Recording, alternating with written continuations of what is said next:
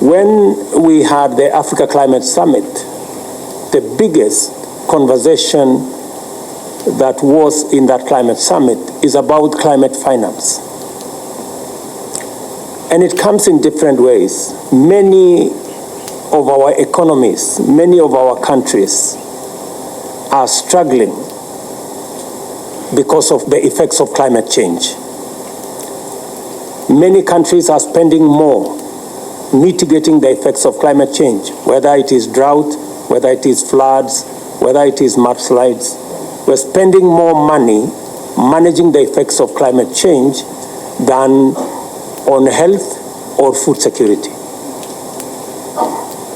And to be able to manage the balance between what you are spending on climate change and what you are spending on social service, it is necessary for us to work on climate financing. How do we reform the international financial architecture that was fashioned before the advent of climate change? If you are going to use the same instruments that we have used, the same financial instruments that we have used,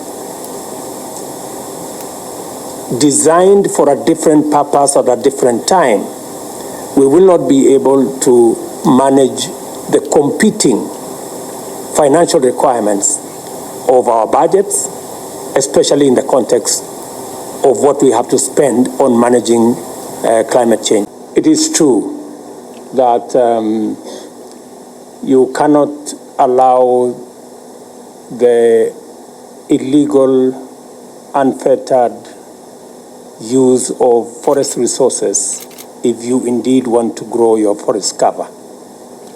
And fortunately for us, many of the forest areas are in our water towers. So as you are aware, we are fencing off Aberdares, we are fencing off Mount Kenya. We're now in the process of putting a fence in Mau, and we have a whole program of making sure that we protect our forest areas by fencing as a measure against illegal logging. And to achieve that, we just authorized additional forest rangers. 1,500 forest rangers have just graduated to make sure that we have adequate human capital to protect the forest cover that we have. We are also increasing the number of those joining our National Youth Service. You heard me announce last month that we are going to increase our enrollment into the National Youth Service, and we are going to convert some of them into the Green Army that is going to engage in making sure that we don't just plant trees, but we grow trees. Many times it's easy to plant, but it is difficult to see them through maturity. So we are adopting this process as a mechanism of ensuring that our commitment to planting 15,000 trees is not about planting, it's about growing 15 billion trees. And as we grow the 15 billion, we must protect what we already have. And we have put in place mechanisms to make sure that that happens.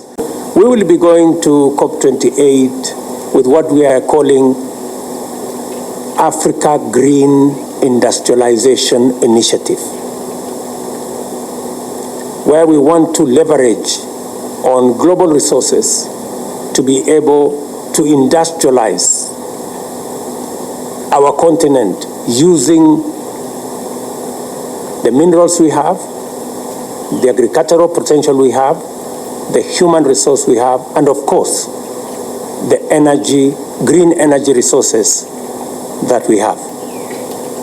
This is the proposition we will be going with to COP28. And secondly, we will seek to sign a new charter on financing, which is climate sensitive and that supports climate positive growth. So sometimes we are not sure whether we need rain or we need water.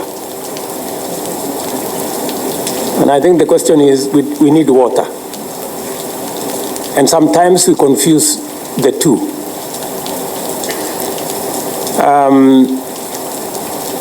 Kenya, for example, is 80% arid and semi-arid.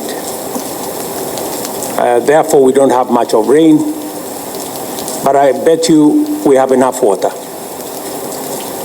And so we have decided as a country that we need to make sure that our water towers, our wetlands are protected so that we can use them to collect, harvest, store enough water to assist us manage our food security requirements. And it is the reason why we made a conscious decision that we are going to plant 15 billion trees to protect our wetlands and to protect our water towers.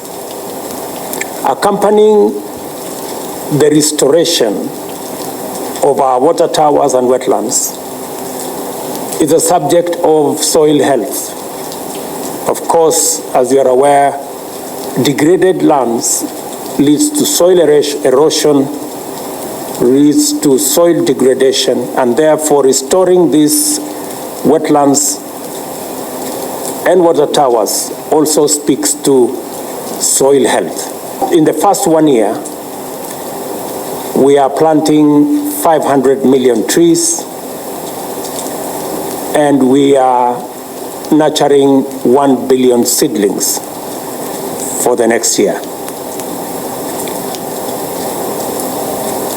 The next item is water harvesting. We're building 100 mega dams because we realize that we need water. So whenever we have rain, we should collect as much of it as is possible. And that will speak to what our brothers and sisters in Tanzania are doing, increasing production under irrigation. Our plan is to increase land under irrigation from 600,000 acres to 2 million acres. It is our belief that by so doing, we will not only deal with the challenges accompanying climate change, but we will also enhance our food security.